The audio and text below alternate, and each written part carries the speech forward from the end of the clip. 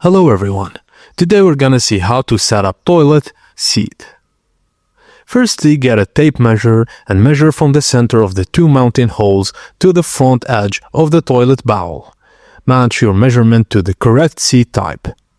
Locate the plastic or metal caps that cover the bolts at the back of the seat and flip them open or twist them off. Use a flathead screwdriver to unscrew the bolts from the top.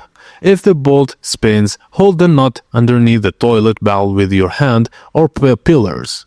Use pliers for rusted or stubborn bolts, and remove the old seat and clean the rim before installing the new one. Align the new seat's bolt holes with the holes in the toilet bowl and insert the new bolts through the holes in the seat and toilet. Position the nuts underneath the toilet bowl and tighten the nuts underneath to secure the seat firmly. Close or snap the bolt caps on top. And that's it guys, as simple as that.